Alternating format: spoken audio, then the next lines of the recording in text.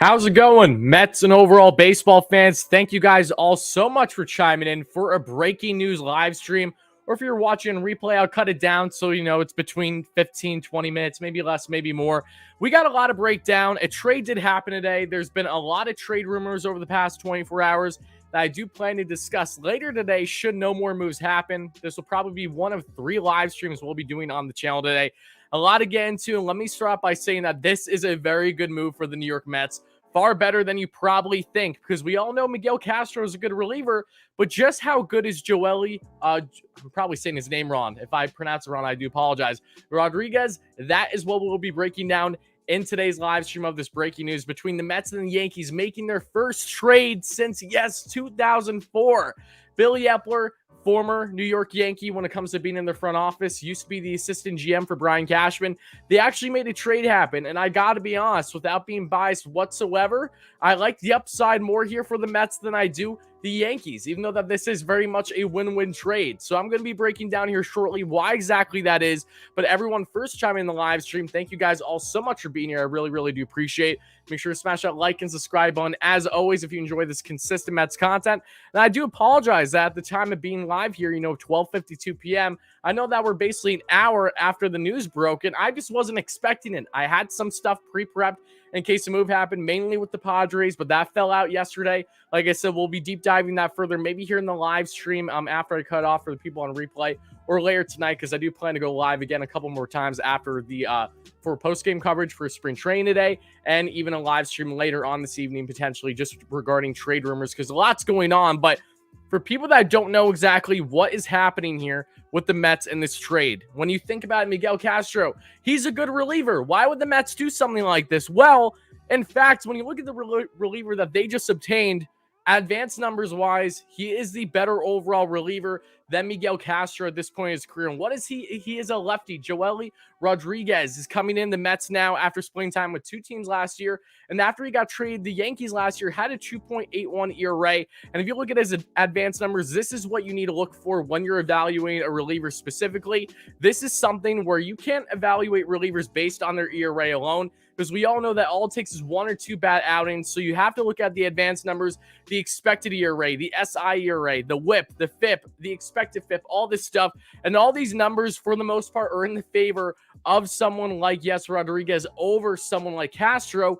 And he does have team control until 2025. He's a free agent in 2026. So, yes, he's a 30-year-old. No, he does not have much work on his arm at all at the MLB level. And the Mets get themselves a really nice, crafty lefty to pair along with Chase and Shreve right now. And this is going to benefit their pen not just for this year, but in the years going forward. I really, really like this move for the New York Mets a lot. You get more reliability with someone like him as a controllable lefty in the pen. Castro, don't get me wrong, I'm sure he's going to do great things for the Yankees this year, but does have a ridiculous walk rate and is someone that is a free agent after this season. And let's not forget Miguel Castro, who was dominant in the first half of the 2021 season, did fall off a cliff for quite a while afterwards because of the fact that, quite frankly, you can make the argument that he is a sticky substance merchant. Not to the extent of, oh my goodness, he's a bad pitcher without it, but he clearly had a lot of inconsistencies after the sticky substance breakdown transpired last season. We talked about it as it happened in in-game live streams on the channel. It was abundantly obvious with him, along with some other pitchers too. It tends to happen, especially with relievers in the game of baseball. So on the forefront, I really, really like this move for the Mets. I think that this is such a better move than I think a lot of fans are making it out to be. So I'm going to break down more into here. A lot of people don't seem to understand the importance of this. Advanced stats don't win games. Yes, they do, because advanced stats are what's most important when evaluating pitchers, especially a reliever. If you're basing things just on ERA, when that pitcher can't control the defense behind him, yes, these numbers are in fact important. So for people that think otherwise, I'm sorry, but that's just simply not true at the end of the day. So let's get into further here. What is so important about JOELY RODRIQUEZ? If you look at his numbers here through 2021 in Baseball Savant, which is what we're doing right now, I'm reading it off to you guys. You can just look it up yourself. A lot of numbers scream out positivity to me. He's in the high percentiles in a lot of these here. And let's start with average exit velo. He, on average exit velo for the opponent batter, was in the 80 percentile last season, among the better, more so in the MLB's elite among relievers. Hard hit percentage, 71 percentile. XW OBA, 66 percentile. Expected ERA, 66 percentile, still above average. Expected batting average, 40 percentile, so slightly below average. Expected slugging, 76 percentile. Barrel percentage, 89 percentile. So guys were not barreling the ball much at all against him last season. K percentage, 44 percentile, literally 6% below average. Walk percentage, again, slightly below average of 43 percentile. Whiff percentage, 81 percentile. Really, really good. What stands out the most to me here? His chase rate. My goodness gracious, does this guy get a high swing and miss rate? 97 percentile in 2021 for Mr. JOELY RODRIQUEZ against any batter that he faced overall. He was quite literally one of the best pitchers in all of baseball when it comes to chase rate, which is just fantastic to see. You're going to see a lot of swing and misses with a guy like him. Fastball velocity, 64 percentile. And his last outing recently for the Yankees a couple days ago, he was sitting with his fastball around 92, 93. So similar to Aaron Loop in the sense that you're not getting the heater with someone like him. You're getting a crafty lefty that's really looking to take advantage of not just lefty-lefty matchups, but can take advantage against righties as well. And fastball spin, 7 percentile. But again, spin rate only means so much. It only matters really if you have a low spin rate and it's leading to a lack of success for you. So I really am not concerned on that front at all. Spin rate, again, can be in your favor if that's something you want to utilize on your breaking pitches, especially like a curveball. Think of Seth Lugo and that right. But overall, I'm very, very pleased with this move for the New York Mets. I really am. Castro is a free agent. Technically, it's 2023 is when he is a free agent, but it's after this season. So 2022, 2023, because it's in between both years when you look at the offseason. So what this tells me on the forefront for the New York Mets is, one, no, I do not believe the Mets are done making moves. I don't believe that you should think that either. The Mets did not land a starting pitcher here. They landed a lefty depth for this bullpen that's automatically going to come in right away and be in the Mets bullpen. That's what's transpiring here. They give up a Miguel Castro, who will get into Castro's numbers here in a second. But again, when you're looking at the statistics that matter most, especially when evaluating a reliever, on the things that he can control, RODRIQUEZ outs Castro every which way from this past season. And this is something where I really enjoyed Miguel Castro's time with the New York Mets. I have no ill will against the man. I wish him the best with the Yankees, even though that's going to be hard to root for him and his lack of bearded self now in the Bronx. But this is a win-win trade for the Mets and the Yankees because the Yankees get themselves a powerful right-hander who has dominant stuff when he is on. But the question is, how consistent can he be for the Yankees this year? A guy who's now in his walk year versus someone who's going to give you more upside for the Mets right now in the years going forward in JOELY RODRIQUEZ, not just based on his current numbers, his utilization, but also just knowing that the Mets desperately needed more so of lefty depth than they need righty depth. And for everyone talking about, let's not forget, the Mets were very close to making a trade yesterday that involved a right-hand reliever in Emilio Pagan. Regardless on how you feel about him, the Mets would have to make a spot for him in that bullpen. So should the Mets still potentially do a trade either with the Padres or another club that involves a right-handed reliever, this now opens the door for that to transpire as well, along with potentially a standout that we've seen in spring. There's been two that have stood out to me, that being an Eric Orsi, and really the guy that stood out to me the most is Colin Holderman. Holderman, I don't think is going to start the year with the team, but I fully expect him to get a crack at it at some point this season because he has just been lights out all spring for the Mets, literally pumping 99, 100 with ease for the, 6'7", 240 pounder, just an absolute monster coming out of nowhere this spring. So all in all, in my opinion, this is a win-win trade. I'm not upset at all. I like this trade a lot more than I think on the forefront what you might originally as a Mets fan, especially if you just look at the advanced numbers here. So I'm going to be getting your questions here in a second. Again, I really do appreciate everyone being in here. Make sure to smash that like and subscribe on if you guys are enjoying the coverage as always. And if you guys don't like the trade, you cannot like the trade. Everyone's entitled to their opinion, but I really, really, really like this move for the New York Mets. And I'm not saying that with a bias. I'm saying that based on all the numbers that have been presented to me. So if we do some comparisons here, let's do exactly that. Give me 1 second, folks. Here, I'm going to just pull up something for you.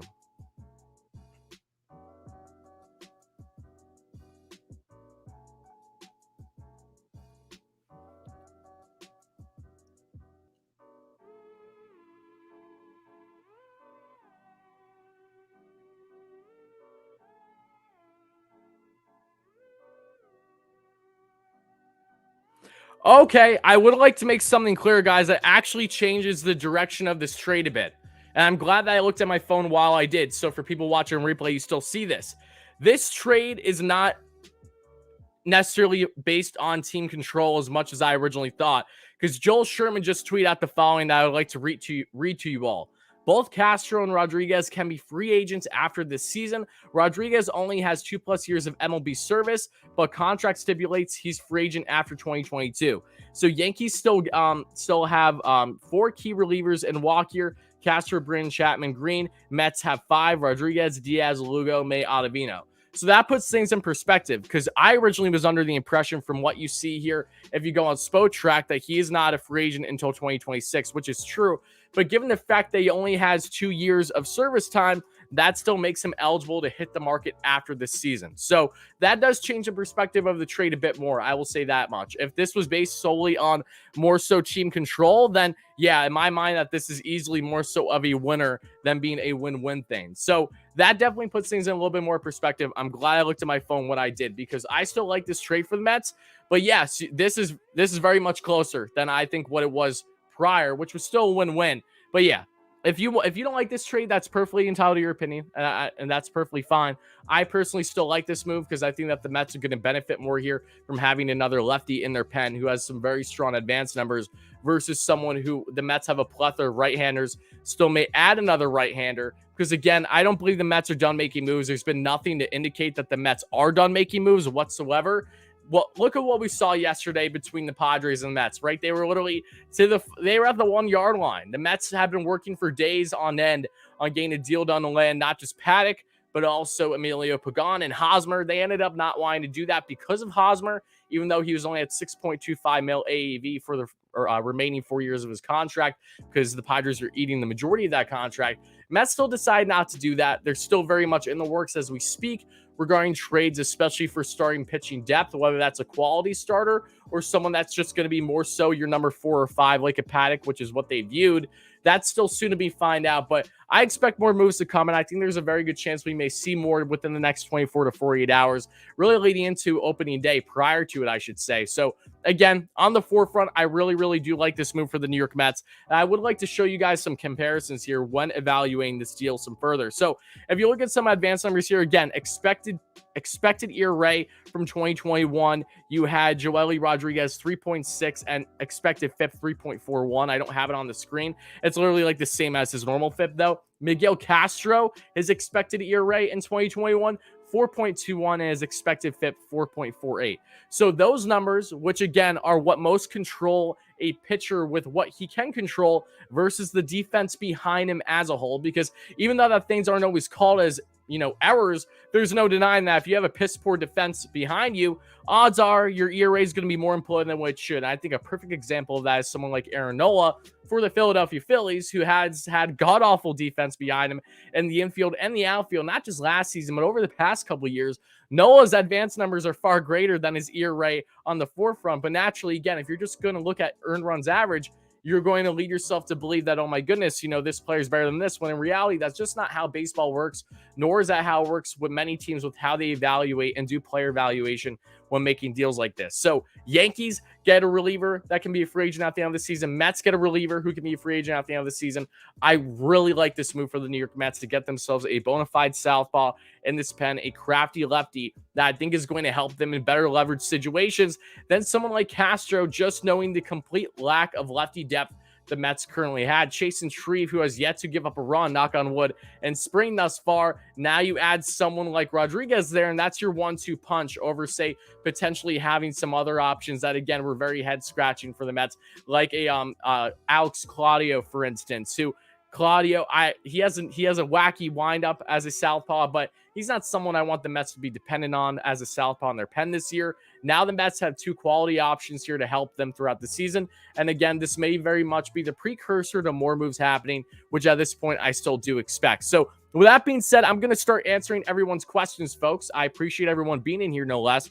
To everyone watching on replay, that is where I'm going to cut things off for this trade between Miguel Castro and, yes, JOELY Rodriguez, a Subway Series type trade. So if you guys did, in fact, enjoy this breakdown, watch your replay, make sure to smash that like and subscribe button, as always, and stay tuned for more great content here at WardyNYM all throughout the season.